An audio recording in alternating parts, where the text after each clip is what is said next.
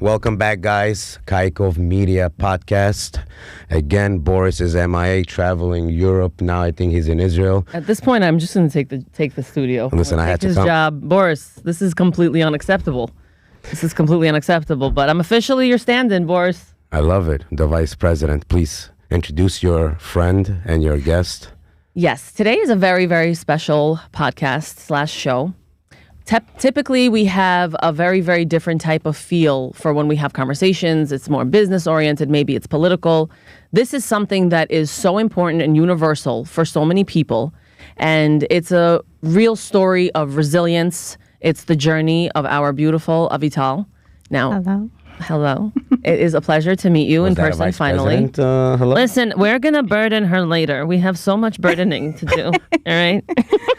I think this is going to be a beautiful episode because you're going to expose so much passion in our community that is very taboo. Absolutely. So let's get the punches rolling. So we will get the punches rolling. I want to start with a little disclaimer. I want everyone that is going to be tuning in and listening to this, please have an open mind. One of the most beautiful things about social media, and that while there are many negatives, is that it does give us a chance to really connect. It gives us a chance to connect with people on opposite sides of the world. But in our fast-paced environment, it also gives us a chance to really, really connect with people from within the community. You have a chance to get the full-blown picture of somebody that's young. You have a chance to finally hear something that's not really just a pleasant thing to say in a 20-second reel that makes you feel good and you go about your day. These are deep, deep topics. These are serious conversations. And as a people, in general, we need to have a more open mind. So please take it away, Avital. I do have the first question that I want to just start off with. Take me back to the day that your life changed. So there's no other way to say this. It's literally as soon as they tell you it looks like you have a tumor, your heart drops to your ass and you don't know what to do. And you just wait for doctor's appointments and biopsies to be done. Weeks and weeks go by. You're waiting for the answer, and they hit you with, you have cancer. How old were you, Mommy, at this time? I was 25. Did you feel the cancer coming on? Or how was this discovered? I mean, it's just not like you woke up one day and said, I think I have cancer. It's literally, I had chest pain. Okay. I didn't pay attention to it. Maybe a week. You're not a smoker, none of that? No, I don't smoke. Ask anybody. No, I don't smoke. Okay. I drink here and there, but nothing crazy. I had chest pain. Mm-hmm. And I never paid attention to it. I just was like, okay, whatever, I'll be fine. Maybe it's like a hard day or whatever it may be. I come home. It got so bad to the point where I couldn't take a full deep breath. Oh, wow. And then, I took my little brother. I'm like, yo, let's just go to the LIJ. Let's just go see what's going on. I call my dad, my mom. I'm like, Pop, I'm going to go to the emergency room. Like, he's okay, listen, go. You never know, right? Yeah. I go. Come in at 7 o'clock. I leave at 4 o'clock in the morning, and I leave with the doctor coming down and telling me that you have a tumor. It's a mass. It could be a tumor. It could be cancer. Like, how can you tell somebody that and then send them home? So then I'm bugging out the next day. The doctor comes in, says you have a tumor. What was the first thing that they did when you? Because I have a nursing background, so I want to break it down. When you came in, they just tested you up the wazoo, basically. They did EKG, they did blood work, they did an X-ray, they did everything. Okay. And I'm a freak. I go do my blood work every six months. Was there any tumor markers that were present in your blood work ever? Nothing. And you get the full scale, right? Because I know as a nurse, if you go to the common doctor, they just do the yeah, that's BS. You're doing the basics. That is BS. That's why I bring these up, because I want people to know. And yeah, I want you to advocate. Like, a part of this is not really just talking about what happened to you. A part of this is for people that need to understand that, sadly, the healthcare here, it is not always beneficial to the patient. And you really have to be well educated and advocate, whether it's for yourself or for your family members. And you need to ask for a full panel. You need to ask for specific markers to be tested. You need to ask for deficiencies with vitamins. That is not in the basic panel. Hormone panels. So these are all things that you can ask for. People just need to understand that they need to be the ones to ask. It's like they have too much trust in their doctor. Like, well, he would tell me. Like, no, they're not going to tell you anything. You're a serial number. They want you in and out. Exactly. They don't care. And then the X-ray comes back and they're like, okay, so there's a line. Chest X-ray. There's a line. We don't know if it's the machine. We don't know if it's you. This is a lottery ticket right now. She's trying to figure out if she won or Exactly. not. Literally. And that's how it is. So they have to, what happens in our hospital systems basically is it's a lot of trial and error, A, and B, when you're tested for something In and they see it. 2026. Yes, absolutely. They see it and they'll be like, we now have to confirm, is this something or is this a false positive? Because unfortunately, that's the way it is. Okay, so now they have to reconfirm. What do they do after the x-ray? So they tell me, okay, so do you want to go into the x-ray machine again? I already waited 4 hours for that machine. You think I'm going to go back there even though I don't even know if your machine is working or not? Why the hell would I do that?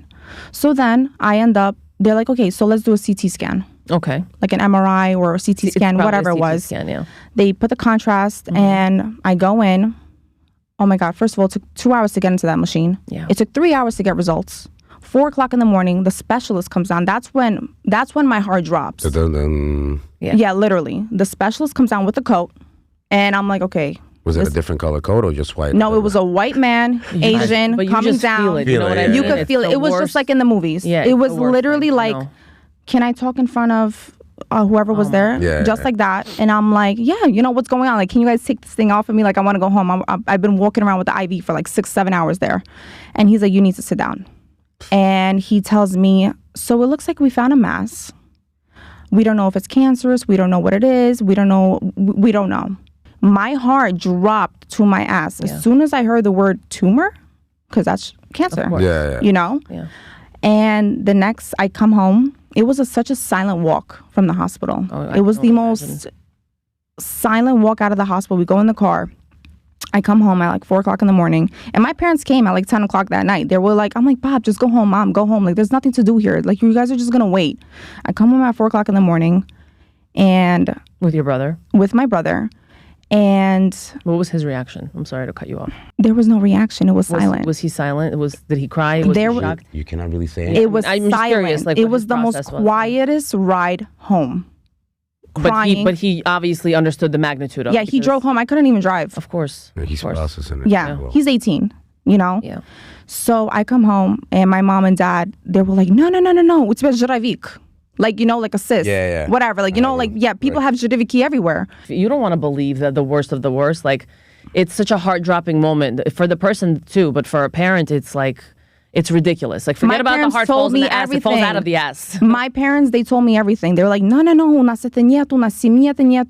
there's no way. Normal, yeah. Whatever. Next day, I couldn't sleep all night, obviously. My doctor, my uncle, actually, he put me on. He works in Northwell, and he put me on to all his doctors, everything and anything. I go in, biopsies are done, waiting. My dad calls me at work, and he's like, okay, Avital, we got the results. You have lymphoma, no et in Iraq. I'm like, Bob, what do you mean et in Iraq? Like, I typed up Hodgkin's lymphoma. It's cancer. Yeah. Your parents, your loved ones will tell you everything and anything just to calm you down. I know. Right? And sometimes we don't really know if that's the best thing. Oh my God, it's the most annoyingest thing ever. But there are some people that really, they just can't handle a certain different way. And like, that's me.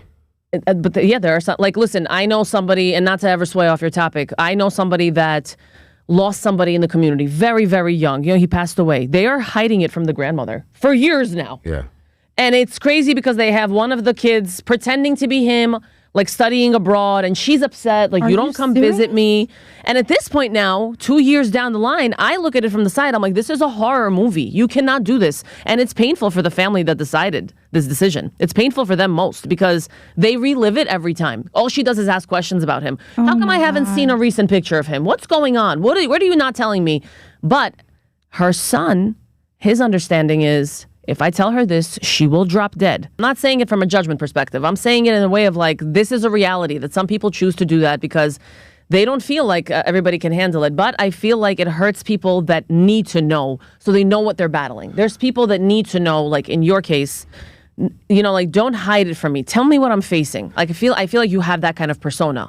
It pissed me off. I think she discovered that persona after she discovered it. Yes, that's what happens. You know, my parents, my siblings, everybody around me, they were like, no, like, don't worry. Why are you stressing? Like, invalidating it almost. Oh my God, you guys. Yeah. Listen, your subject is very close to me.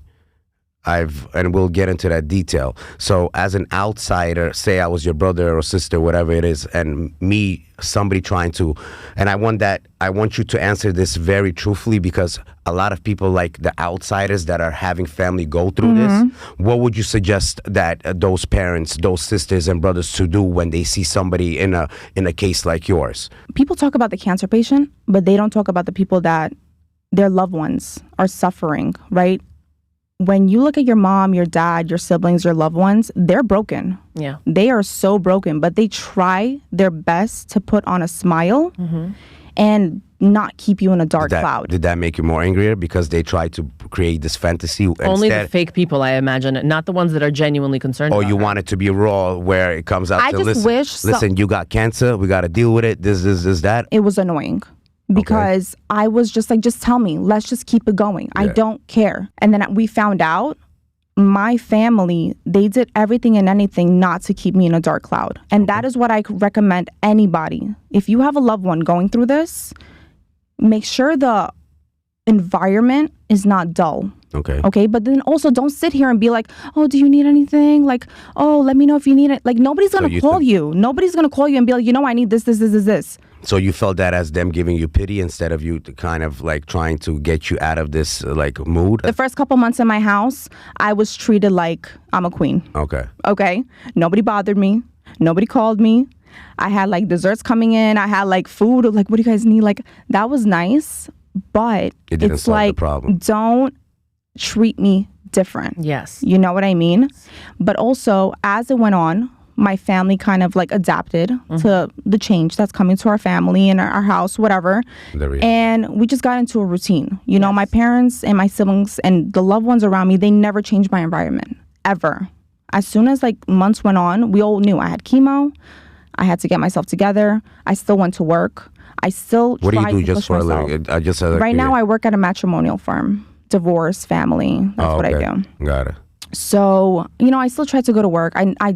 I didn't cancel myself out from life. Yeah. And I tried to put on makeup, dress up, go to work. Who cares? Go out, go to dinner. I tried until I couldn't anymore. You know what I mean? Yeah. So, yeah. So what was the darkest moment you would say of your journey? Was it the beginning, or was it like somewhere in the middle down the line? It was definitely the beginning. The beginning. Yeah, that's the beginning. You cry in the shower. You cry in your room. You cry driving to work. They cry about the most simplest thing. Oh my God, how am I going to be without hair? Yeah. How am I going to be? I understand as a female, it really, Is it okay to ask? What was that like for you? So I was lucky. Did it fall or you shaved it yourself? So I was lucky. Okay. I did 8 rounds of chemo. Towards my 5th round, my hair was getting thin, but I could have low-key pulled it off. Okay. But I didn't like that my hair was getting thin. Like, my mom, she's a hairstylist. I would go to her and she would like blow out my hair all the time. But like, I see my hair is getting thin and I hate it. Yeah. Losing your hair on your pillow, pushing scary. Pushing like your fingers through your hair and you have clumps. It wasn't bad. I was very lucky to not have like patches because some people, everybody's different, I had my lashes, they fell a little bit. My eyebrows, they were still intact, but they were super thin. You know what I mean? Yeah. I could have pulled it off, but I was just like, Mom, I can't do this anymore. I have so much empathy for her. I'm like, I'm so like emotional for you. Why? Because like just imagining like just going through that, like it's very at 25 when people are chilling in downtown town. All I did was have this image right now of you like a young girl, and I'm sorry, I'm not typically this kind of personality. Do not make me cry. I'm just so empathic, and I'm very, very sensitive to your situation because nobody needs to go through something like that. But I hear your resilience, and it's very, very powerful because going through that is something that changes you forever. I'm curious. Did you take the vaccine? No. I love the way she said. No, let me tell you, because she said that with a New York City stank face. So we're gonna run that back. No. When the vaccines, I didn't get my vaccine done. Okay, I didn't at all. And I was like, oh, I'm good. Like everybody's gonna get sick, and I'm not. I ended up with cancer. No vaccine, no nothing. Yeah. So you never know. You never know. It's a lottery. Yeah. Literally, it's a lottery. People need to do their research and, look up nicotine and look up what it does locally for pain. And, a lot of what we are told in the industry, even doctors, they don't know anything about nutrition. They give you one nutrition class in medical school. Yep. Yeah. Vaccines, too. They're not very that well educated on it. As a nurse myself, I feel like I needed to unlearn certain things when I was in the you know, Did you see how in the big field. Did you see how big the vaccine sheet is when they send it to you? Yes. That thing is Yes. like back in the day when we used to go to the train. And it's horrible. Remember that map? I know. That thing is like this. By Listen, time a lot of things are a scheme. Do you remember growing up, we talked about the food pyramid? Yeah. You know that entire thing is a scheme, right? General Mills and all that shit, they Yeah. invented that. Do you remember how the bottom thing was, eat as much carbs as possible, especially in the morning, cereal, milk. Yeah. Okay, so you just created an entire generation of diabetes. Well, of course. Congratulations, Yes, General absolutely. Mills. Thank you. And Europe is laughing at us, And too. Europe has been laughing at us. Do you know that they have ads like, do you want to send $1 for a fat American child in New York City? I love the accent. But that's well, literally... definitely have her check. I was like, yo, we're over here making fun of like the African commercials, like in the arms of then there's us. an angel. But they're making fun of us for being diabetic. Yes, that's so true. So guys, I preface this because we have a young guest here who had to face somebody life-changing, and the only symptom was a little bit of chest pain, and you Yep. said like difficulty breathing. Yep. Has nothing really to do hormonal, like, and you could have probably even been asymptomatic. Thank Yes. God you were symptomatic, if Yes. I'm being honest with Yes. you. May I ask what stage they caught it in? 2. Stage 2, wow. Yeah. And for anyone at home... I want to say nice because it could have been worse. Yes. Absolutely. Yeah, Absolutely. so If I don't was take stubborn- it as don't take it, guys, as If I was stubborn, I would have just popped the Tylenol and I would have kept it pushing. That's what scares the shit out of me because Yeah. I feel like I self-medicate all the time. Like I do it all the time. I don't care. I don't go to a doctor unless like a bone is sticking out or Yeah, I'm bleeding from my absolutely. mouth. Like it's as horrible. I got Absolutely. both scars then.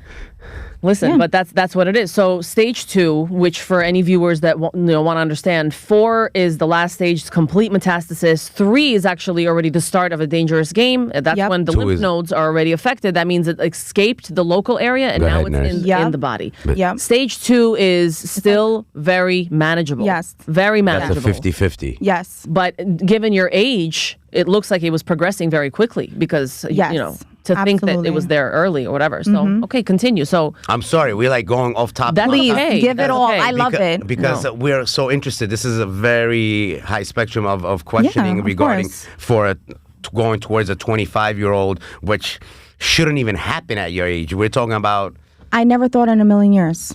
Honestly, I see what the St. Jude's commercial. Yeah, yeah. It's either the babies or it's the old people. Yeah, yeah. I never thought Yeah, it would be yeah. somebody Crazy. in your 20s, in your 30s. Like, you never know. it's not really heard of. No, it's not. So now, how are you, just out of curiosity, you know this is going on now, you're in a fast-paced...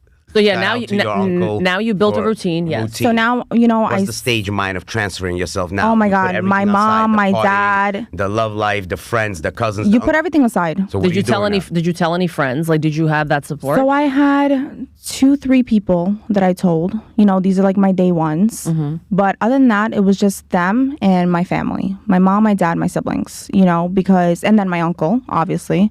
He's the one that got me through all the doors.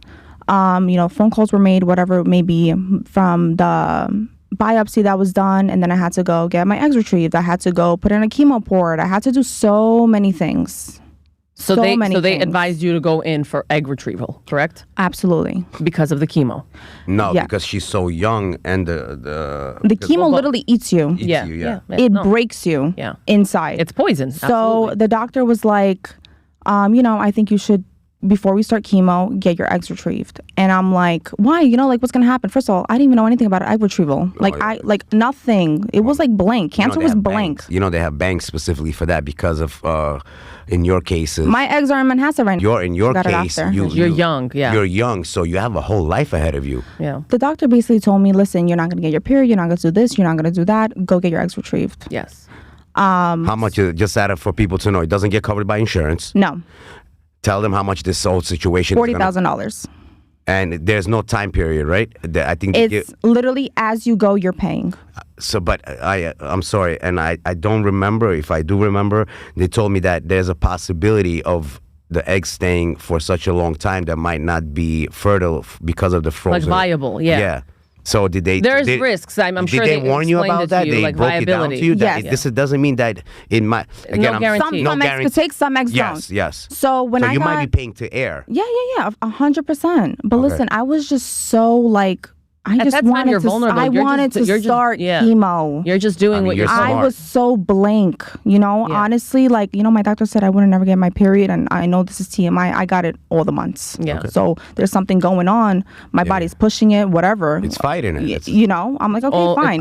That's a great sign. I think you should tell that to the viewers that as a young female, that it's very important, knowing that you still have cancer, that you still have a future, and you should not go around it doesn't matter how much it costs, 40,000, 60,000. This is your bloodline moving on to the next generation and passing it down. So do not skip that, saying that you don't have money. They will never throw out your eggs. You will go into foreclosure just as a business loan. There's other companies that will take over your. Absolutely. I mean, we did extensive research. There is always a way. There's no always excuse. a way to keep fighting and keeping your eggs safe for the future, especially at the age that she is. They will never throw them out. It's against policy. Yeah.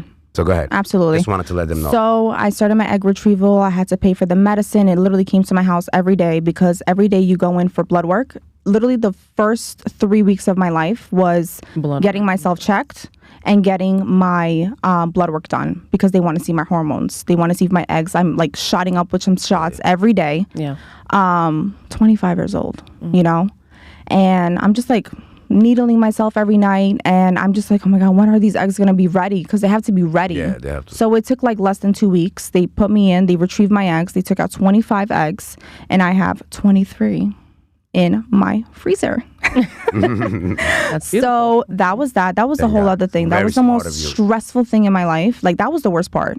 Because you're just like... men do that also. They oh my God. Well, you guys, when I went to the doctor every day in Manhasset, you know how many men together are doing blood work together? They cannot have kids. Yeah. Or they're going through whatever medical procedure, whatever it may be. Like it is so into sad. Another People world. don't talk about it. Yes. And imagine how many rounds, how much money. Not everybody takes in one shot. Yeah. Not everybody's eggs are ready in one shot. People I are always barely... tell people to be mindful of, like, oh, when are you having kids? Oh, when are, when my career finishes at 65. Oh my God. Yeah. Listen. A lot of people, that's exactly what it is, to mindfulness. And a lot of people don't know what this process even entails. I'm sure there's someone that's listening that, like, I had no idea that you need to have an egg retrieval, even at that young age. I did not know. When you're doing any kind of, any chemo treatment. Or whatever. Chemo breaks you. Yep. So whatever, I did my eggs, they got retrieved. Boom, I had to go in for my chemo port. Put that in. So the chemo port, just so people know, that's like an inserted port it's they put in. Right here. I have like a scar right here. Yeah. Right here. And it connects to the medicine. Beautiful yeah, scar, it connects. Oh, thank you. It connects to wherever it has to connect, your arteries or whatever. Yeah. And that's how they infuse you with the chemo. And you do 8 rounds, and you're like literally dying in the whole process. No bone marrow test or anything like that, right? Nothing. My doctor was like, start chemo, because I had Hodgkin's, not non-Hodgkin's. Yeah, non-Hodgkin's. Your wife, she had some hard shit. It's harder. It's harder than what I had. I know. And how old was was she? So she was 30. I would say 3. 33. Oh, what 32. Was that like for you, Boris, as a husband? So that's what I wanted to speak to her as well, because I tried the routine, like, babe, you'll be all right. I tried. You were probably dying inside. Of course, there was some. You were broken. First of all, the baby was like, I think 3, the youngest one, and it was. So basically what happened was that I tried your parents' routine. Like, listen, it'll be all right. They just found it like that. You're young. She went on that explosion mode where that's why I wanted to find out how it affected it, because there was some crazy shit said towards my side. I'm not the bow tie, I'm the one that made my wife suffer throughout marriage, out and late party. You stressed me out. You did this. I had cancer because, But I took that personal in the beginning, but then I realized I kind of backed off. And I said, you know what? I'm not going to do that. I'm going to push it more towards, let's put it into reality and let's execute whatever we need to execute for you to be in the position. I got very hurt. I've been with Shorty since she's 16. Yeah. She's the one that teach me how to smoke cigarettes, not the opposite. You know what I mean? But what I'm saying, that there was some crazy hurtful shit said where it wasn't, I took it personal, and then that's pretty powerful, though. That's real. You cannot blame her, because let me tell you, it's a roller coaster. Your emotions, it's hard. It's hard for everybody. Yeah. It's hard for the partner. It's hard for the family. It's hard all around. Seeing somebody go through that breaks you. I saw my parents broken every day. Yeah. I saw my loved ones broken every day. Fell apart. The My people dad that was love me were broken. Yeah. Okay, So I this could was- see it, and they would never cry in front of me, but I could see feel that it. you guys cried You before you feel came it. inside this house. Yeah, like- I see your eyes are red while I'm talking to you while we're driving. I wasn't pretty. Also, from her aggression, there was times where I sent my aggression towards her too because It's normal. I forgot That what she's going through it. this. You know, she would talk to me about stupid shit about hair. She has long hair up to here. Oh my God. I mean, like she's Israeli with. Oh right, yeah, yeah. She has The like firecracker. So I took my aggression and pushed it against her because I lost the whole point of what's going on with her. Absolutely. And there was plenty of times that was beef, and there was plenty of times where I ended up being emotional with her at nights. There was times where I pushed myself out and let her handle it on herself. Yes. Then aggression came. You left me alone. Yeah. This and that. It's like you don't know what to do. You don't know where. You don't know what to do. You don't know You know how what I to mean? go Like, what do about it. You want me to buy you a flower? You want me to this? It doesn't help. There- It's there's helpless. nothing. There's nothing. Let me It tell you doesn't guys help. something. You It's can't- a you can't buy helpless- anything. You can't do anything. It's a helpless feeling. And Yeah. that is exactly why we, a lot of times, can't really sit with it. That's And the same thing as grief. Somebody dies, you miss them, you don't know what to do with that missing feeling. And as a You don't know female, what I'm to do. sorry, you guys are fucked up. You guys want to keep everything inside. Oh, don't tell this, don't tell that. Not this one, I feel like. No, that protection of people not seeing you in this position. Okay, you that may understand? be, yeah. Никому не говори. So like everything is fine. I'm like, they're gonna know anyway. They're gonna see you. You cannot hide it. I mean, listen, I didn't tell anybody until I was done. I didn't tell anybody. I think that's powerful. outside.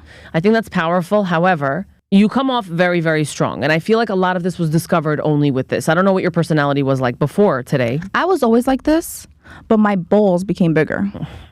Girl. I was always Preach. strong. Yeah. Okay, and I get it from my mom and dad. My parents always taught me, be strong. No matter what you go through, keep it pushing. There's no That's excuse. beautiful. You know what I mean? Yeah. But this just gave me the cherry on top. Yeah. You're strong. You come across very strong. And strength goes far. But who carried you when you really couldn't carry yourself? My family. Your family. Immediate family. It's a nervous subject. What do you want me to do? Don't be nervous. Everything is good. Your wife is good. I'm good. Thank God. The memories that I'm having backflash the flash. is the flashbacks is like That would have been mad funny. that's why I'm and I'm not a stutterer. It's just that, and I'm The getting goosebumps, yeah. the goosebumps because I could imagine what you saw as a movie going through your. It's literally my family and my loved ones, my most important people in my life, and Now- it's a very small circle. This is something that, and this is not to cut you off. This is to add to what you're asking. Now, I'm putting my hands. you had a family member that went through it. I have both my parents actually went through cancer. It's a little different. Wow. They weren't young, but they went through it at the same time. So I have a little bit. That's why I know so much about like this outside of being a nurse. But there was these moments where I felt that we had some family members. When I say family, I mean very distant relatives. I also have a very well-known family where I genuinely wanted to fight people because they would come over and they would call, but it wasn't from we're worried about you. It was Pay your what's respect. going on now? No. It was let's suck out all the information so we can gossip about this. Let's see Oh my how God. much we can explore your fucking grief because that is the topic right now. And you guys don't understand. My dad, he went through a massive surgery. There was one time where these people were sitting drinking tea, just gossiping. They come there just to find out what's going on. And that is what And I my dad avoided. is laying there, and I remember it was like 10 o'clock at night. I came to my mom's house, and I was very irrational at this time. I was already an adult. I was 25 with one child when this was happening to my parents. I was so angry. I wanted to fight certain people, like in my community, don't because I'd blame be you. like, wait, let me get this straight. You're not letting a sick man get his rest. So you came over here to just get some gossip, find out what's going on, so you can go and clutch your pearls to the public and say, oh man, and look, they both have cancer, and look, and her brother is getting divorced. Oh my God, that poor thing. Did you offer help? You ever offer to buy us groceries? You ever offer to hold my mom's hand through this time? Or did you sit there like this just so you can gossip about it at your next event? And this is exactly why I avoided telling anybody anything. So this is why, and you can hear it, like this personal for me. Like This I have is so much exactly anger. why. Because what is the point? You know what they wanted to see? Kakon Viglitsit, how does he look? Is his skin changing? This and that. And they want to go talk about it. In Baharian, there's a term for this, and it's called, I don't even know if this is a Rishkhuri? Russian term. Rishkhuri is jealousy, but it's called tomoshabine. Tomoshabine are people that literally just see, and they just want to know what's going on. Not because they care. You speak No. Baharian also? So that's what 7 languages now? I mean, I'm fluent. I'm fluent. I didn't even know don't. I don't speak it, but I can. I understand everything too. But there's a term for this. And I got increasingly aggravated day after day after day to the point where sadly my father didn't make it. I had a panic attack at the Yushuo. You know why? What? Because it was so fucking loud, and all I saw was people eating like barbarians, forks clanking. Oh, I'm so sorry, I didn't realize that was full. Forks clanking, all this shit, people screaming. They don't care. I couldn't even hear the rabbi. They I don't literally was care. breathing. I made a Facebook post about this when my father passed away. I saw. Did you? Yes. I was like breathing. I remember it. Nobody knew there that I had a panic attack. I went to the bathroom. I fell to my knees and I could not breathe. That was my like feeling, that helpless anger for years, to the point where, I mean, I was angry with Hashem for how many years? And like, how could you make this happen? It's almost like I saw people dancing on his grave. They would come to hospice. They would sit and have side conversations, giggling about something that happened outside. We're in hospice. Esty, this is what I was avoiding. Please. Why am I going to sit here, explain what's going on? Not because, oh, what are people going to say? No, like, how do I translate? It's not like, I didn't have the time to sit here and have all these people. First of all, I'm not even close to you guys. Don't act fake because I'm going through it right now. You're active in the community. Your generation is bigger than it was ours. We were 2,000 kids immigrated. Bigger or not, but look at the disconnect. The bigger it is, the more conversations there are. I'm saying you're still hanging. You're 25. You got shocked. You didn't close yourself inside the room. You were still hanging out. I wanted to avoid there weird looks. There was this, that, or no? Listen, honestly, I pulled it off so well. Okay. Nobody knew I was sick. Okay. The only time people knew I was sick, because I didn't get myself there. The only time people honestly knew I was sick was when I buzzed my hair off and I put a wig on. You know, I was putting a wig on because I didn't feel good about myself. Yeah. You know, it wasn't because of, Lucy Scotch. I don't care. And that's very powerful. When you go through the most... You did it for yourself. What do you want to say to the viewers that might be going or about to go through you? What is that inspiration? Like you're saying, I don't care. So you just saw yourself and you said that I am who I am. Like, what was your... Literally that. To yourself, your dad is, you wake up in the morning and you get dressed, you look good. But in your case, that doesn't matter now. You want to just get the strength to go through it. So how did you inspire yourself? Let's forget about your parents, because I know every mom talks to her sister. Oh, but she doesn't care. She doesn't put value on the validity of the community. Absolutely. How did you inspire yourself to keep going? You know, as a Bahrain community, I love our community because we're so tough. We hustle, we work hard, whatever it is, Amen. Right? Yeah. But let me tell you something. When shit hits the fan, when it's bad, that's when everybody comes. Yes. Okay? It's a big problem. I agree. That is when everybody shows up. When you're already in the grave, they show up. When you're already dying sick, they show up. But what about all the other days? So you think I'm going to open up myself for you guys because, let the people know, let my cousins, my aunts, my uncles, let them all know. You guys never cared. So why are you going to care now? And after I went through what I went through, and we also, Bahrains, we have a timeline. You know what I mean? Especially as a 25-year-old. Yeah. You know, we're supposed to be getting married. I'm supposed to be popping out my second kid already. I'm 25, Once you go through this, you do not give a shit anymore. Yes. You see life totally differently. You don't care. Yeah. You see life totally Enough differently. with the timeline. Because I know so many people who get married and have a timeline and I want to do this and I want to have this baby and this and that. Half of them are not happy. Half of them are getting divorced. Half of them don't even know what the hell they got themselves into because they're trying to follow a timeline. When you go through cancer, you don't give a shit anymore. You live for yourself. Yeah. You put yourself first. And that is what our community doesn't do. We live for the audience. Yeah. Why? The validation of people. Why? Guess what? You could be the best person in the world, they're still going to talk shit. You're going to be the worst person in the world, they're still going to talk shit. May I ask, did anybody try to stop you from doing a public kind of podcast about your journey? So... Or in general, like, did anyone in your family tell you, like, hey, you can't talk about this ever? Like, this has to stay in the family type shit. So let me tell you, it's never the younger, like my aunts and uncles, no, they don't care. It's my grandparents. Yeah. Okay? My grandma, when I was officially like in remission, I made a TikTok. Because I wanted to share my story. Can we just give you a shout out for your TikTok on the... If anybody wants to see your page. It's Avital. That's my TikTok. But the thing is, when I was ready, when I was already, I was already done with my wig. Like I put it on for 2 weeks because my hair was so thin. As soon as my hair started growing, I mean, she looks fly. Like I threw that wig. Thank you. I threw that wig $4,000, by the way. This is confidence, by the way. That is the beauty that you see. She's so confident. It's gorgeous. Why the fuck do they charge $4,000 for a week for a person? You know why? Because it's like human. Listen, I didn't care. Let's leave that when you're healthy. Let's leave that. Why not?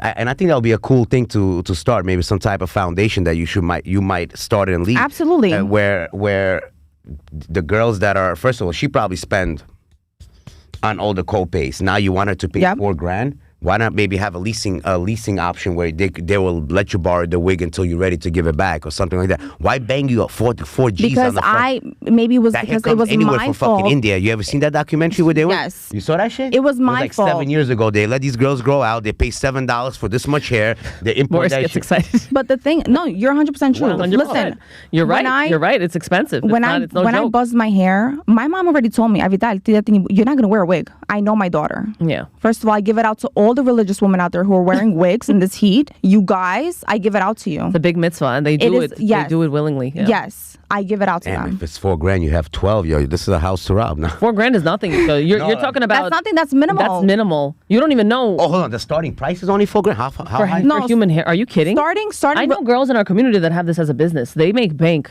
Yes, darling. Yes. This is wigs. I want to have somebody. Any guests who make wigs? Yes. I'll get you a bunch. Seriously. It's a big business, and we have a huge Hasidic community that is. They take the wig thing very seriously. Like, you know, when we have a wedding in the Bahrain community, and we spend money on the ice sculpture fucking wall, like $3,000, and we spend money on a flower wall for the pictures, this that. But more importantly, we spend money on. We give the bride money, and the groom's family will.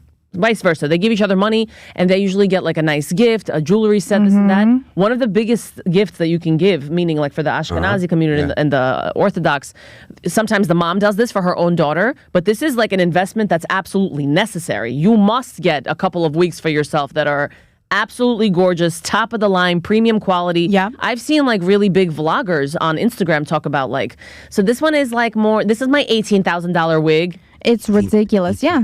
Bro. It's a great business. A few weeks ago, some Ashkenazi family forgot their wig to go put it in the laundry. You saw that on the news? No. They put it on the news. No. So they fucked her shit up, but she didn't know that she had it. So she tried to sue the laundromat for ruining her wig. Like, and she was saying it's $7,000, $8,000. I'm just looking at me, that's bullshit. That's bullshit. No. Oh, wow. No.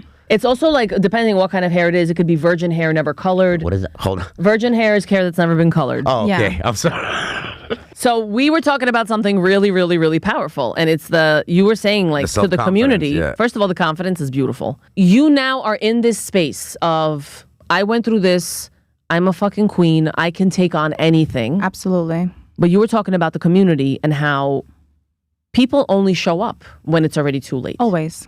They always show up when it's bad. When it's already bad, everybody pulls up. But where were you guys before? What makes you think I'm going to open up to my family if you guys don't even call me on a daily basis? You guys just want my tea? Yeah. You guys just want to see how I look? Do I look sick? Did she lose her hair already? Is that what you guys want? That's horrible, I know. Why? When I was ready, right, I decided to post a TikTok, and then my phone started blowing up. My whole family started calling me. They started calling my mom. They started calling my dad. Why didn't you guys say anything? This and that. For what?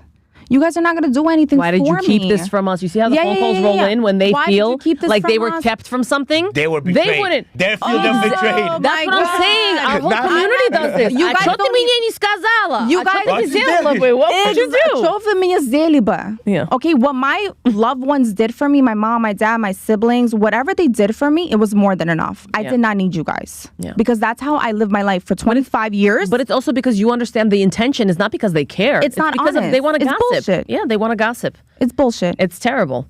Okay? And I don't care. So when I was ready, I made a TikTok. The phone calls started flowing in, whatever. Of course, they want to know what happened, this and that. Whatever, I gave them that. But then I'm like, you know what, guys? Look at my TikTok. You guys want to know? Look at my TikTok. Because I'm not going to sit here and explain my whole 6 months of my life. Okay? Because I don't care to. You guys are not in my life. Stop pretending that you guys care. Don't care when I'm already down. I want to ask a question a little bit off topic, and I think this is very important to a person who's going to start this journey, insurance-wise, and the way you've been treated. I'm sure that where you wanted to go, majority of the time your insurance needed a prior authorization, needed this and that. Yeah. Is that something that you handled everything on your own? How does that whole, because of now, before there were multiple PPOs, multiple this, so you were able to kind of choose what doctor you want to see. Now, because now of what it's not insurance like that. you have, you just have a list of what doctors will be able to accept you. Yeah. How did that whole procedure work for you? Because again, you wanted to go to where your uncle has the connections, where you're going to be fast-speeded through this process. Your insurance might have not accepted those doctors and asked you to go somewhere else. That whole experience, I just want people to understand, because sometimes they say, oh, this is the end, but the LIJ doesn't want to take me. I got to go to Flushing Hospital. So was there a challenge with your whole, what insurance that you had and the way that doctors treated you? Is there a difference from your insurance and somebody else's? Because doctors will know, right? What insurance? Of course. So the only problem that I really had was my egg retrieval stuff. That's that was the insurance problem, which I didn't care, because if you're not going to take it, if you guys are not going to cover 50%, whatever, I don't care, because that's my future. You know what I mean? Yeah. But I was very fortunate that my the Northwell system took my insurance, and even if they didn't, I will still go. I don't care. Like, as if I don't have no papers. I'm getting in there and I'm going to see that doctor, whether you like it or not. Send me the bill. I don't care. Because the team that I had was absolutely amazing. They were like always on the call. I had my oncologist cell phone number. Okay. It was like that. If I had any issues, I would text them. I didn't have to wait for appointments. I didn't have to do any of that. And I was fortunate enough because of my family. Okay. They got me all in. They did everything for me. But I didn't experience a problem with that. Okay. I was very fortunate. No, we also got lucky. What about you and for your wife? Well, she works for the UFT, so she has she was good. She got banging insurance. She was good. So she had to connect with one of her best friend's husband is one of the main doctors for New York City or whatever the case. So he gave us Dr. Yalan, who's a specialist in Sloan. He developed he didn't develop it. He just took an existing machine and he created a new process how to deal with lymphoma, which is the central guided. You don't have to get your whole body. They localize it. They localize it. They freeze it or take it out. So shout out to him. Wish him to have him as a guest. But they were very nice. You walk into Sloan and it looks like a fucking hotel. Like I'm driving my wife. I'm like this, but she's gonna go through all the pain. And they put you in the room. There's coffee, and I'm just like sitting there and I'm looking at her artwork, and I didn't feel it. I just felt so relaxed while I don't know. It's very. I get. As a loved one, you go through a different type of pain. Yeah. The pain that I can't help. You probably had a feeling of calm that she's in a good place. Yeah, she's in good She's in good hands kind of calm. Because we came to a rundown place and you got... And that's what I think is happening to a lot of, because of Obama's care and all that. They don't give you options to go where you... And a few weeks ago, we were speaking to... with the boys, we're getting together, and one of my friend's father walked into the hospital, and somehow he got into a coma. And something with his inflammation of his lungs, and he's like, "Oh, I had no other choice." When they picked him up on the ambulance, they took him to that hospital. Wow! And he walked in there perfectly. So, like inside my head, he's blaming the insurance because the ambulance took him to a specific hospital where they didn't know any better, and that all occurred in that hospital. So I don't know if it's the insurance is beating. Our entire system is falling apart. If I'm being honest. Listen, you got to fight it, whether you like it or not. I don't care. And knowing my family, we were not going to settle for less. I was a nurse/lawyer when I was a nurse in the hospital. Yeah. You don't know how it's so tiring being an advocate for your patients, but that's what a really, really good nurse would do. Is they would argue, or not argue, but they would like call the resident and say, "Hey, listen, like, can we try to figure out something like this?" Or let's say the transporter came to take the patient to CT and she was in the bathroom, so they left and canceled the CT. Yeah. And I'm like, where the fuck are you going? Like, it was to the point where we became so friendly with other staff, I would text them and be like, yo, my guy, you got to come back up here and take this woman. She's been waiting 4 hours. Yeah, but she was NPO. She's not eating. She's diabetic. Like, I would worry about them as if these are my family members, because that's the kind of psychotic nurse I was. But you care. I care, but let me tell you, 2 years of doing that. That means you're in a perfect position. 2 years doing that, and I'm telling you, I was absolutely drained dry. My own health was deteriorating. I was surrounded by sickness, and I couldn't fighting for everybody. Exactly, but you can't do that in a broken system. It's especially hard. When I would try to actually like escalate certain things sometimes. And I've had like seasoned nurses, take me to the side, and they're like, "Yo, I love your heart. I was like you once upon a time, like 25 years ago, bitch. You're gonna die. You're gonna die like this. Calm down, do your job." do your tasks, take care of your patients, all this other shit. You're not gonna fix the system. You're not a superhero. You're not Spider-Man. You're not Peter Parker. Yeah. You need to understand that this is the way it works. And this specific issue they were talking about was like this medication that the cardiologist only wanted to prescribe that specific medication. And I was kind of like coming back and forth with him. I'm like, why are you prescribing something that's continuing to give her all of these side effects? And it's because of Big Pharma and the way things work. Of course. How you get kickback. Okay, your uncle got you. Do you feel like you get that privilege type thing? Was the doctor more nicer to you, or I don't think it's. I mean, I don't think it's that bad. Okay, but- I think if you're a doctor in that profession, you're very passionate of what you do. There's definitely people that get special treatment. They literally will pay. There's paying patients at Northwell. I'll give you an example. They have like a top floor that they make it look like a suite. Yeah. But they literally have the same care. Yeah. They just made the environment look nice. Oh, wow. And these people are paying top dollar to go up on that unit. And it's all about privilege. It's really all about entitlement and like, listen, you got money, you're going to be seen. Of course. And I have seen that privilege. I've absolutely seen it. If you're a somebody, like we had people, the hospital wing was named after their family. Okay, you think if that person's having a heart attack, we're not gonna chop her up, like, bring her straight into a room. We're going back in front. I just want to, because she's a nurse. You think that's not a good? Let me put it. The privileged people that are made millions, they didn't go win the lottery. So do you feel that they shouldn't have that privilege? I don't think that they shouldn't. I don't want to say that. I think that healthcare should be accessible to everybody, and it should be like first come, first serve. I don't feel that if your mom can't breathe in the hospital room, how would you feel if somebody walked into the room and because they are one of the surgeon's wives, they took your mom's spot just now? Because listen, they have privilege. They know people in that hospital, so they're going to go and get that room that was probably meant for somebody like your mom. So you're against that? I'm against that a little bit. Okay. I know that in this case, this is not the same. She didn't take somebody else's spot. She just happened to know somebody. Listen, don't get me wrong. When I was in the emergency room the first night, they didn't give a shit. Yeah. They do not. You could be. There was a guy sitting next to me. That's a problem. Nobody should be waiting that long. Nobody. There was a guy sitting next to me with an open throat. I'm sorry, ladies. I feel different. That's okay. That's why we're in a podcast, my friend. I feel different. When you're a nurse and you've seen it for yourself first, and I'm not talking about, this is not skin color, this is nothing else, but I've seen it. I've seen how sometimes people with money that aren't even hurting as bad, but they get their first one straight to the line, bro. And then there's people that really need it, and they also got the connections, and they also know certain people, and they did their due diligence, and they paid their copay, and they're sitting there, and they're like, oh, so I'm getting asked out because there's just somebody that has more. Yes. There's more of a connection. I feel a bit like this. I have health first, and you have health first through Obamacare. Okay. You pay nothing. I pay $430 a month. Yeah. So for you to sit like a queen and go, and for me I need to make that money to pay that $430, right? But if we both have health first, why am I paying zero? Because my tax returns. I'm not talking about tiers though. I'm not talking about that. So why I gotta wait? If I pay, I want to be served like I'm paying. I don't want to be served like somebody. I'm sorry. It's not. Don't apologize. Not me being a baller or nothing like that. If I have to take 30% of my paycheck to pay for something that, God willing, I would never have to use, besides getting my blood work checked. So you want me to what? Wait for you? I feel like we're gonna fight right now. No, I'm just saying it's not that. And not at all. Listen, if you got the connects, use them. Ain't nobody got nowhere without them. And the people are. If you got the connects, listen. I'm sorry. I feel like there's a process here, and it depends on what we're talking about. At the end of the day, it really does depend. Like in her case. Like I said, she didn't step on nobody to She just got an earlier appointment. They squeezed her in. She didn't step on anybody. She was just able to kind of, listen, it's who you know in this world. I 100% agree. It's who you know. It's who you know. And I do agree that if somebody that's a paying insurance customer, they should absolutely be seen and treated with that respect because they have to work for that money.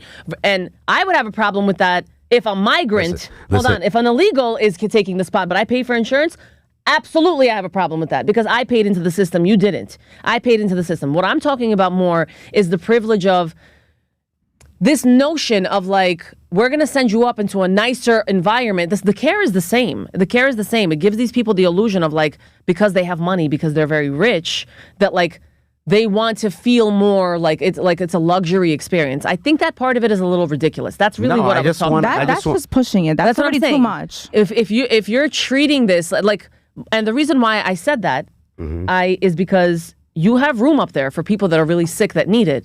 Unfortunately, they're going to hold those beds empty for the motherfuckers with money because the that's money. Not right. That's what I'm talking about. That's not right. I'm not talking about if you're that wing was donated by a rich family specifically for that design. That wing wouldn't have been there if that family did not think of.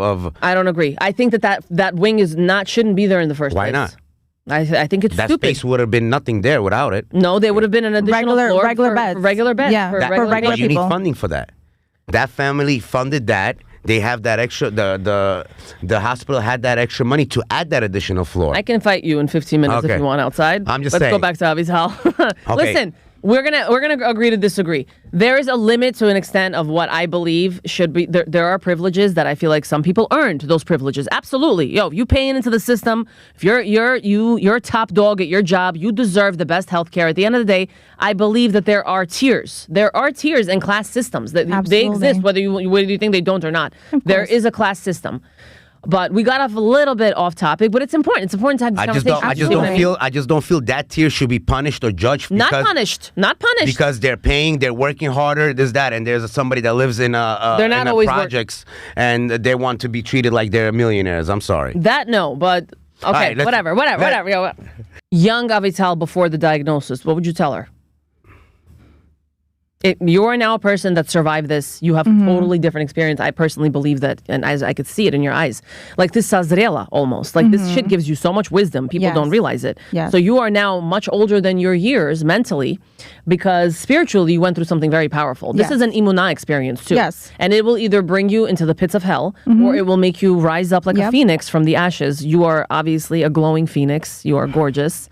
Very, very strong, powerful. In your eyes, you could see a story. It's so deep. Like I look at you and I just feel people, so I have a lot of empathy. Your strength was the first thing that spoke to me because I looked at your page not more than 2 minutes and I was like, oh my God. Because it's so rare to find someone that is unapologetically themselves. But I'm pretty sure, even though you might have been like strong per se, I feel like something new was risen from you after this journey. What would you say to a young Avital that was clueless, that didn't know anything about this, that first day that she got the diagnosis? What would you say, and would you do anything differently?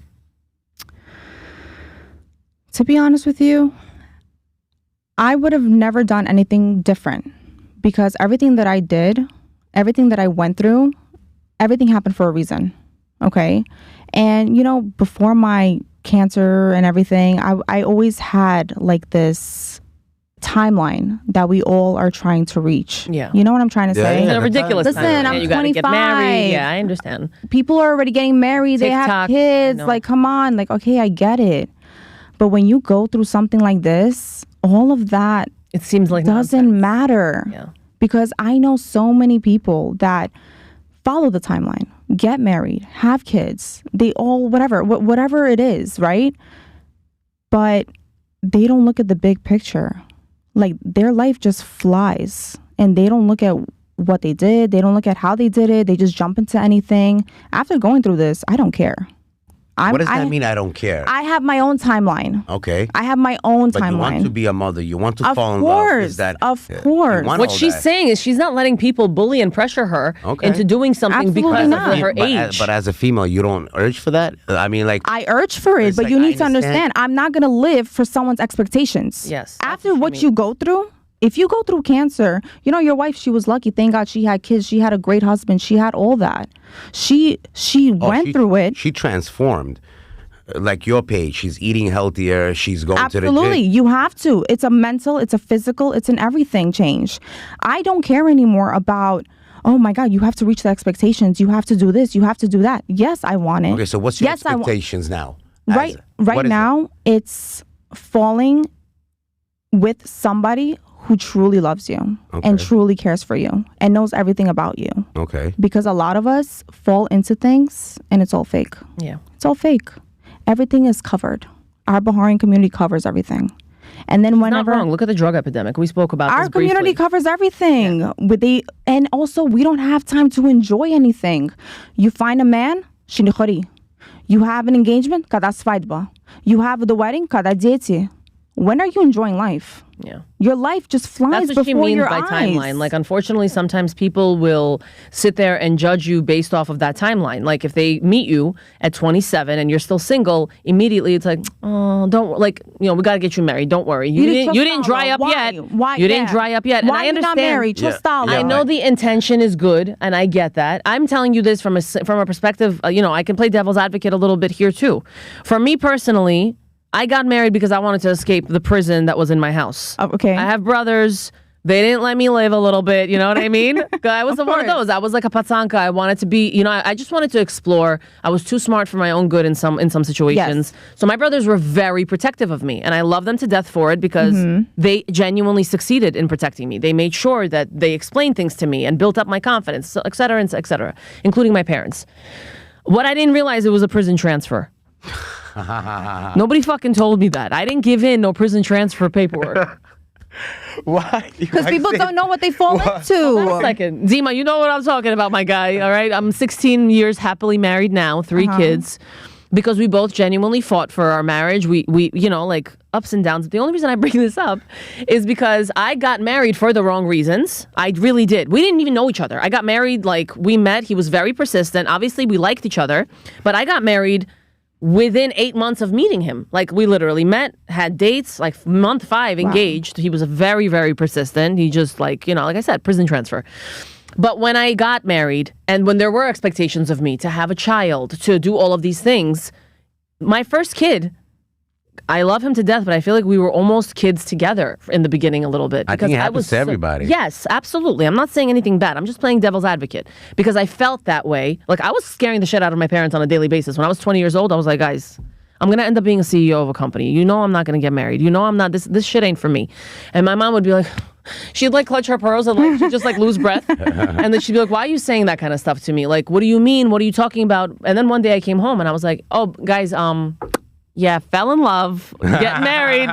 And my parents were like, what is he Baharian? Oh my God, please tell. No, my mom was like, he's Jewish, yes? I'm like, he's actually from Samarkand, he's Baharian. No, the question. Round of applause for me. I said, they first start off, he's Jewish, right? It's like one candidate, yes. Yeah. Okay. Yes, then they go down to the Israeli, Baharian. And then what town? Yeah, what town and all that, whatever. We did the whole shebang. But the reason I say this is because I was at the same age, a lot of other girls. Like, I was one of the first out of my friends to get married. And it was a big shock for my parents, too. They were just like, well, this is like left field out of nowhere. Are you sure you know what you're doing? Like, you barely know each other. But once we got married and we came into that space, and in the beginning I had my first kid, I didn't enjoy my first kid. It was genuinely traumatizing to have a kid, kind of expect to know what motherhood is. I really didn't know who I was. I feel like I was having kind of like a small identity crisis. I even went to nursing school because I thought that that's what I was supposed to do. I was very much a little follower. Like, not completely, but I didn't really listen to what did I want to do. I think you just wanted to play it safe. I wanted to play it safe, but the leadership qualities came out of me when I lost my father. And when both of them had to have cancer together, I mean, I broke, but I rebuilt myself in a little bit of a different way. And I'm like, I say it from a different perspective.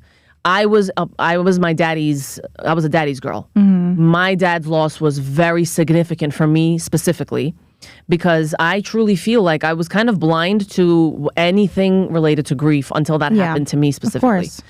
And after that happened and I started really stopping, and you're absolutely right about the timeline, by the way. I had already a career. 2020 happened. This TikTok stuff came out. I mean, you guys, I'm not turning this into anything about my bio. But when that happened, I had to sit down with myself. I'm like, yo, like, why did I tell myself that I'm limited to whatever the fuck I'm doing as a nurse? Like, who? And it was our community that was like, yeah, but you're not gonna go anywhere with this. Like, of course, you went viral a couple of times. All right, settle down. You know how badly people wanted to put the brakes on me? My winning moment was an aunt.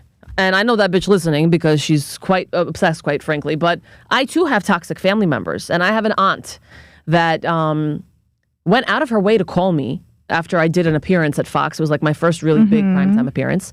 She's like, oh my God, I saw, congratulations. You know, I spoke to your mom earlier as well.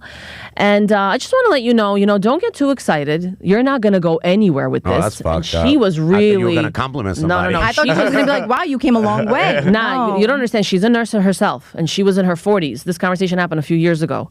But she convinced herself that there's not a chance in hell that there's a possibility outside of this world. She convinced, this is her shit. She's projecting, basically. Of course. And she was like to me, like, you think you're going to get somewhere with this? You're young. She was like, you're a woman. You have children. You think your husband is gonna? And she was such disdain in her voice. I was like, how long was you waiting to tell me this?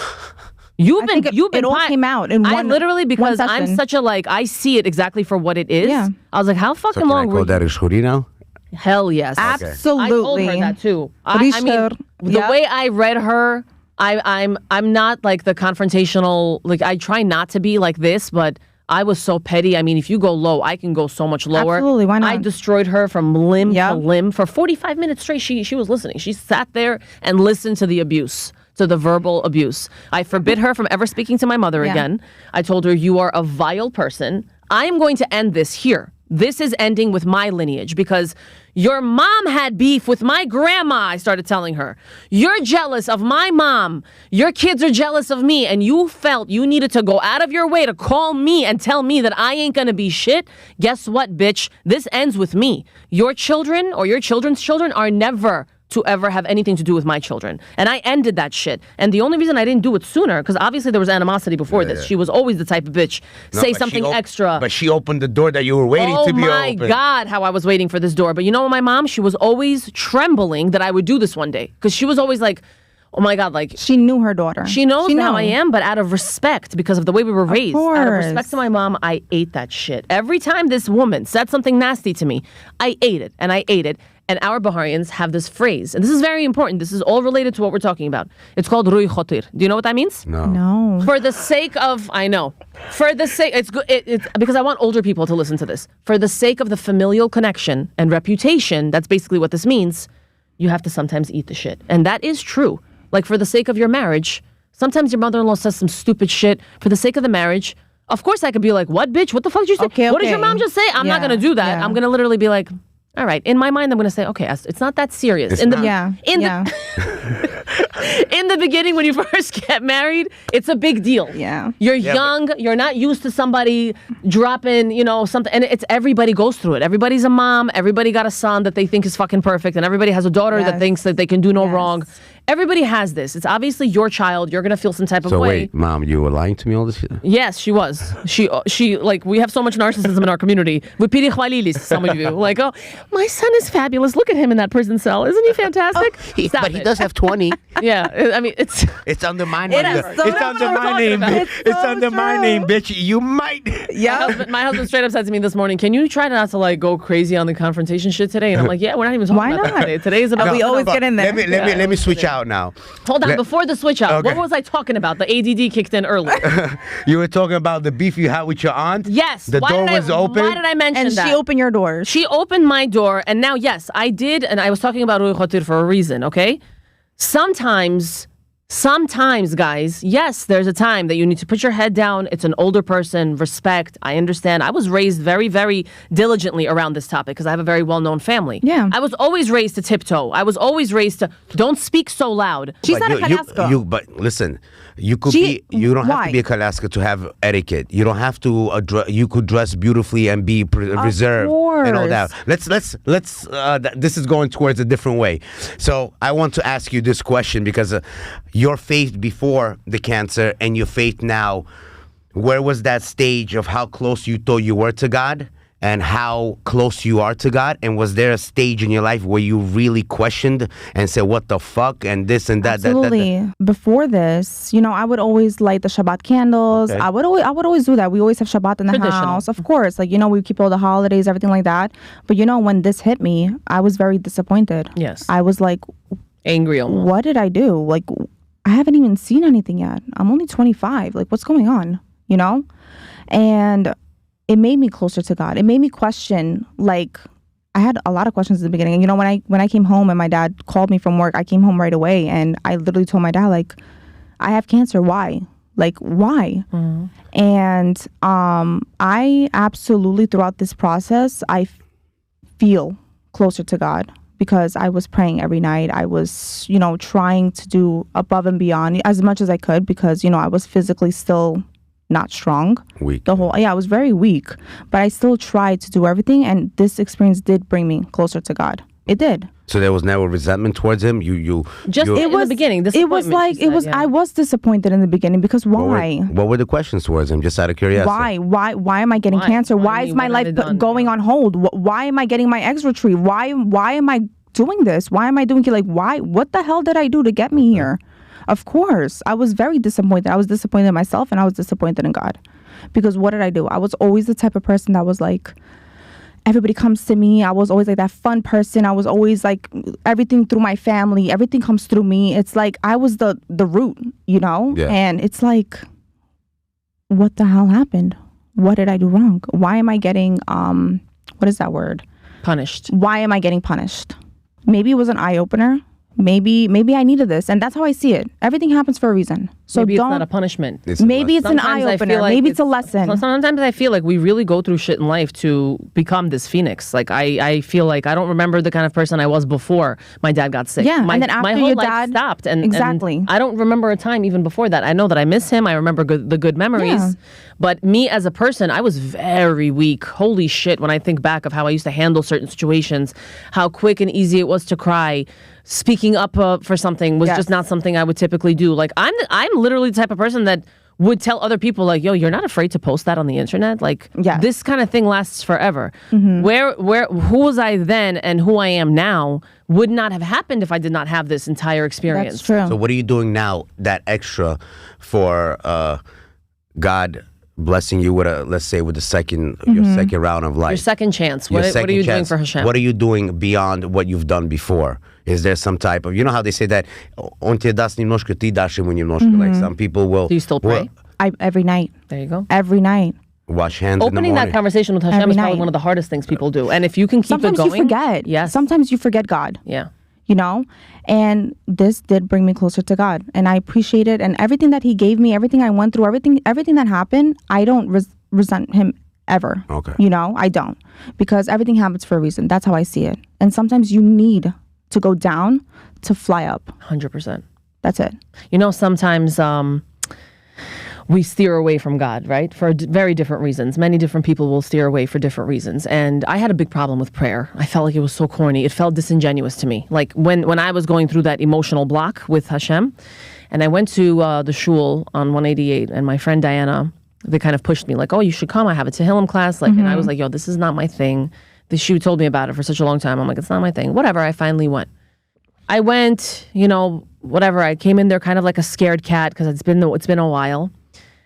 But she was trying to get me to open up, and I was like a closed book at this, about this topic. And I started just telling her, I'm like, I don't want to freaking pray. Like, I do pray, like in my head and this, that. Yeah. All she did was tell me one thing that was so like simple. She's like, just talk to him. Exactly. Just talk to Hashem, like literally, yes, out loud, like you're talking to the person in the room. Exactly. Just talk to him. That's all you have to do. And I'd be like, Diana, what do you mean? Like, I'm asking for something. She's like, I don't care. Just talk to him. Just start the conversation. Start asking questions, and it could be anything. You can. Why don't you talk about how angry you are? Did you ever talk about that? And I realized right there, guys, 10 years it took me, by the way, to walk back into a shul after my dad passed away. This year is 11 years. So I started doing that last year. And the only reason I started doing that again is because I felt something was missing. Something was genuinely bothering me on a daily basis. And I feel like it was because I was holding on to an anger. And it's like such a displaced anger. What was I angry about? Yeah. It happened already. I was holding it like this. Like I could not let it go. My entire family somewhat moved on. My mom, even if she's a widow, she goes out with her friends. Like I just felt some type of way still. Like very bitter. Very, very, very bitter. I don't blame you. It's just a feeling of like helplessness. And you know, I had this anger of like my parents are such good people. Why did my dad, he was eaten by that disease. And I watched it. And it's very traumatizing. I've spoke about this on this podcast before. It's not something that you get over. And when people go through that, it stays with them forever. Forever, forever, forever. Like I'm always going to have this small part of me that is missing. It's dead. It left with him. But it opened the door to this conversation with Hashem. And it's very powerful that you say that you pray every day. You guys have to speak to Hashem. Anyway. In any way, shape, or form. Anything crazy. You don't need, yeah. I straight up go like, yo, Hashem, you like this jam? This is Tupac's first album. He's cursing a little bit. Yeah, that's literally me on LIE. I'm like, yo, don't worry about the language, bro. Sometimes I feel schizophrenic with it, but it's such a beautiful, this is my relationship. This is me. Yes. It's not even for anyone to understand. And it's better to speak to him instead of yourself because you're going to feel crazy if you speak Exactly. to him. Exactly. And it's funny because I always feel like he gives you signs, bro. I scream also and make we'll be all right. He gives you signs because one time I said that, right? And I was feeling down. And it was like the next moment I was like in the car. I was just like, man, I missed my dad and I went to crying. And I put random shuffle like on my iPad and I turned on the car and it goes, that's why I fucked you. And I'm just like, yo, I knew you understood me. I have that a lot also. Like he put Tupac randomly thinking like this is going to be a better movie. The name of the fucking street will be something, stay in line, lane. Or something like that. But okay, that's beautiful. So listen, so she got much more closer to Hashem. We're gonna close out with you giving a final true message. She forgot to sign. Oh yeah, please sign the $5 bill. Yeah, this is something that we do with Kaykov. That's like a hamsa towards what we believe the podcast is gonna go towards, and every guest signs it. Good luck, whatever you want to write. I want to quickly ask you, as as a male, I don't know if I'm okay of asking this, but I know that there's a lot of females towards themselves, body shaming themselves, and I saw the beautiful scar that you had on your body. I'm sure there's a lot of other stuff that happened to you, your body-wise, and now you look at yourself after a shower or whatever it is, and you saw yourself previously before and now. How do you see your body now as a badge of honor? Bro. As a badge of honor? I feel like a bad bitch. Yeah. Okay, so you're straight not, up. I just want to let you tell with this hair. Listen, a man looks bold, good. A man looks. Who the fuck told you that? Nah, bro. Listen, somebody lied to you. Not all of listen, them. Like my mother always told me, a man is supposed to look one step prettier than a monkey. Maybe. They do age better. Fine. I'll give you that. Gracefully a little more. My husband has salt and pepper hair and he's looking at me and it's like completely salt, salt down. And I'm like, get the fuck away from me. Like it pisses me off. I'm like, why are you getting better looking? What the hell is this? Yeah, I gotta color my shit every 6 weeks. So that's why I'm sorry that it's coming from a male. I just want females to understand that it doesn't matter how many scars you have or the way you think that your eyes make you see. The most important thing is that the way that your loved one sees you should give you all that fire for you to understand that you're beautiful.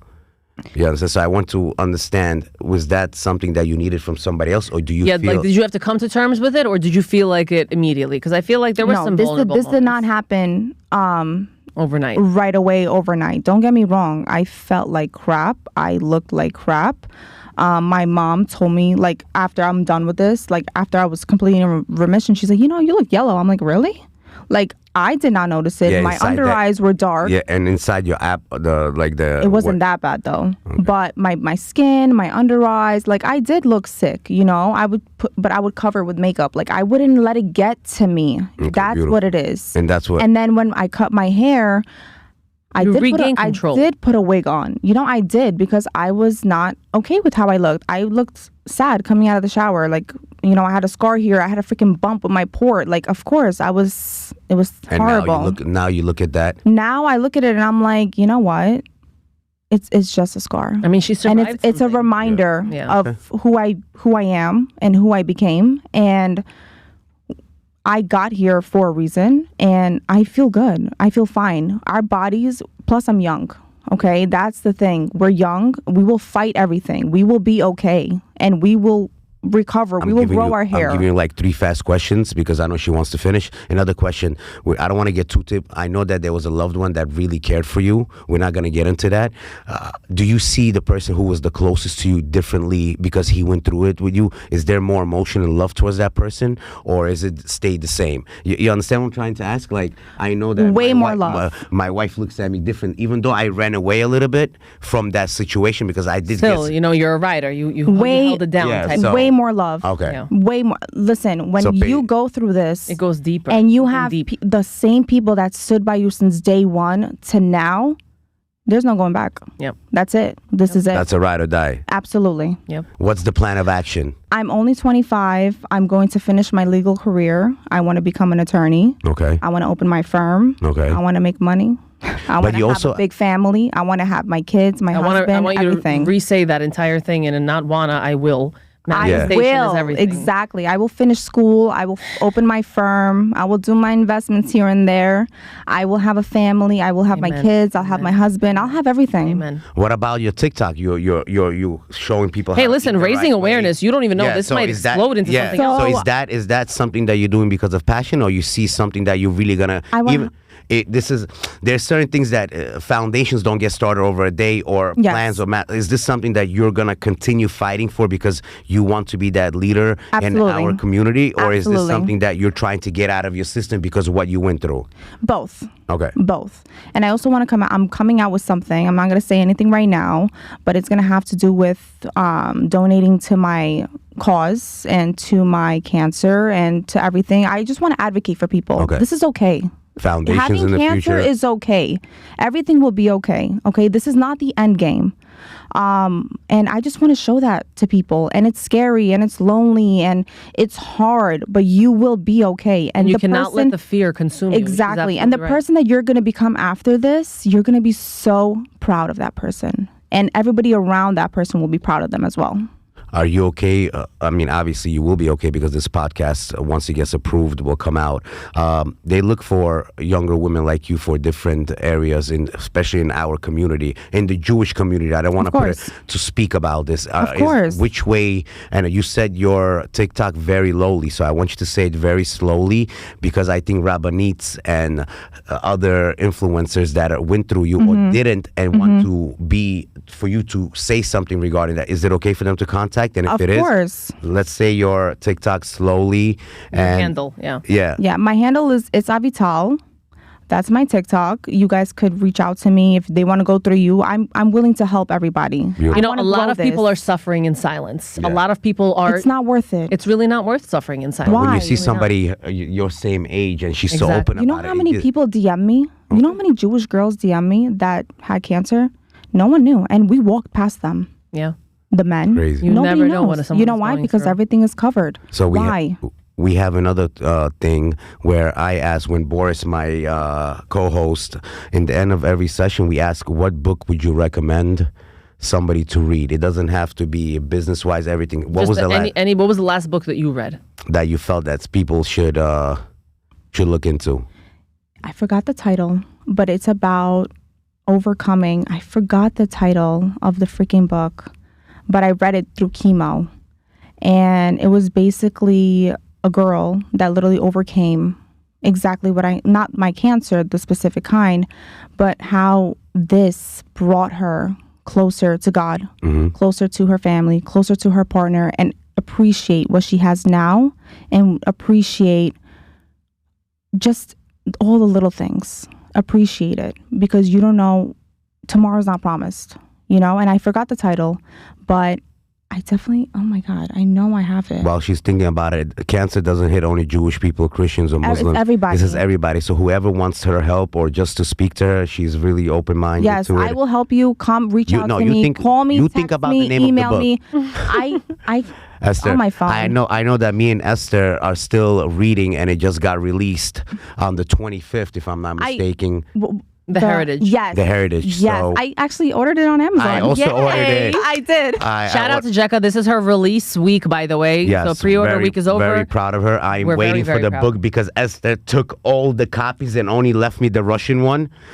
And you could read Russian. And I didn't. I said, my grandma will be reading it. Not my problem. But she lost her glasses, and the way her insurance pays is once a year. You need grandma to read you the book. 100%. It's Russian. This is the bullshit we have in the community. Do you see what I'm saying? Look at this. So I will be most likely waiting for Esther, but she doesn't want to release the original. So I cannot tell you. I haven't read the book. Did you order it? I ordered it and I reposted. Yeah. So I cannot wait to see it. That's a good book to shout out here. Yes. I will letting people know how the book is, hopefully by the next podcast. If not, I will be repeating it, that I'm still waiting for the book.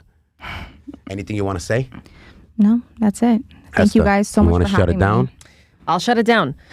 I just want to say, with all of the topics that we discussed today, I think that one of the biggest takeaways here is that, first of all, it's okay to be afraid. It's okay to be afraid, but never stop fighting. When it comes to people, and I feel like Avital's greatest message is really, you have to not care. And it's such a simple statement, but it can appeal to so many things. You have to not care. You have to continue fighting. Validity from the community, or getting validation from the community. This is a serious problem that our entire community has. There's a big ego problem. Everybody thinks that they need to keep everything a secret. Imagine if we all ripped off the Band-Aid, guys, and we all admitted to ourselves that everyone got problems. Everybody's a little fucked up. David Goggins was the first one to say this, and I felt like it was such a powerful thing. Everybody's a little bit messed up. Mm-hmm. Everybody got, the mental health crisis that we have in America, it also impacts our community. We live in New York, too. We got a really, really shitty end of the stick. Yeah, the food here is phenomenal. Yeah, this is the city to make it. If you're going to be the best, and if you're the best here, you're definitely going to succeed. I feel like immigrant kids here, they just really we take over. Like, absolutely. We took over industries over here, moving over here.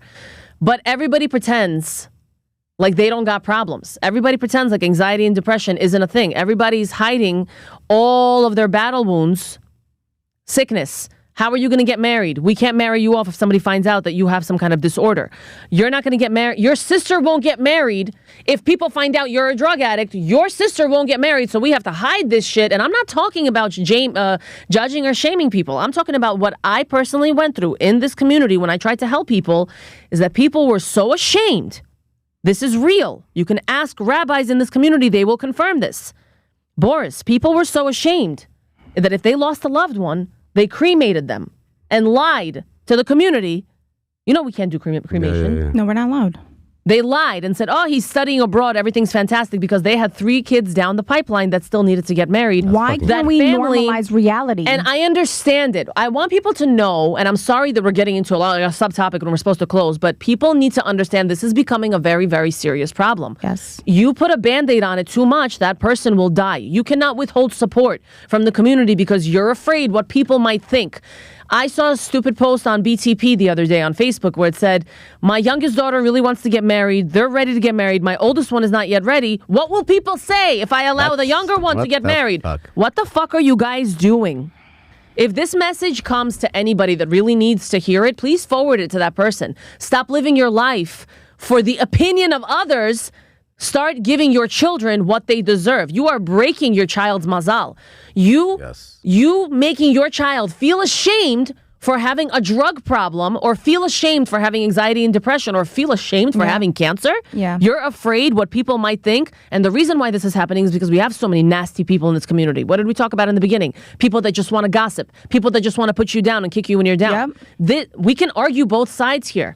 Be better people. Get closer to Hashem. Look around you. The hatred for Jews did not come out of nowhere. It is our own people that do this to themselves. And I'm talking about the Jewish nation as a whole. I personally fight for our community because I love it. I'm not here to shame it. I want to make that abundantly clear. I'm not here to try to put our people down. I only want to see our people elevate. And it needs to elevate psychologically. You guys have to stop hiding. Stop hiding your problems. I'm not saying to go make a podcast about your problem. Stop judging other people. Kaykov Media is here. Stop judging other people for what they're going through. Everybody has problems. That's normal. Every single marriage has problems. Let me tell you guys, the people that are my king, my queen, my rack, those are the ones that are in fucking trouble because they're so busy making a highlight of how happy they are. But the reality is that they're miserable. They're trying to, you know how many people tell me, oh, trouble in paradise? I never see you post your man. I'm like, what? Trouble in paradise? That's exactly why I don't post my man, because everything is so beautiful. I don't want your fucking eyes to destroy. The more you post, the more it's fake. That's what I'm saying. We live in a very fake world. Yes. This is the ending here. Guys, you look ridiculous. The more you hide it, the more you're hurting yourselves and your loved ones. So, Avital, I admire the strength of a woman that can sit here. Thank you so much for having me, guys. Thank you so much for sharing the story. You don't understand how powerful this is. And this is not for views, for clickbait. I think you're going to, I'm sorry. She's going to we love to interrupt We're going to fuck each other up in a few minutes. I love that. I love it. Why not? What I want to say is that I think you're going to open up a lot of eyes. Yes, you are. It's okay. Everything is our community. Yes, and I want to. This is all okay. This is life. This is reality. Yes, it is. Yes. Yes, it is. And it's hitting a lot of people in your age group. A lot of them are being all. It's true. I am proud of you. This is an incredible journey. Your journey has only just begun. Absolutely. I see beautiful things for you in your future. Stay proud as you are. Stay with your head held up high. You look fantastic, by the way. I would strongly consider keeping this look if you can. Stop. You look so good. I told her, I think it looks cool on her. She looks very good. Yeah, I think it goes. Imagine beautiful. if I was ugly. Because, girl, We're done. we don't know about all that. We don't know about all that for everybody, but you could pull it off. Yeah, it looks dope. She could pull it looks off. dope, and he would tell you. Do you see? He's kind of a no filter type. Yeah. He would be like, it looks dope. It looks dope. It looks dope. I'm personally a long hair type of guy, but it's you're pulling it off very good. Thank you. And we are on Spotify, YouTube, everywhere else. Kaykov Media Podcast. And Boris, come the fuck back already. We miss you here. Yeah, you know where to find me, guys. This is Mommy RN. This is not my usual gig, but I would gladly hear anytime. No, we're coming back. We have one lined up. Boris wanted you, me, and him to be in together. Love you guys. Gang, gang.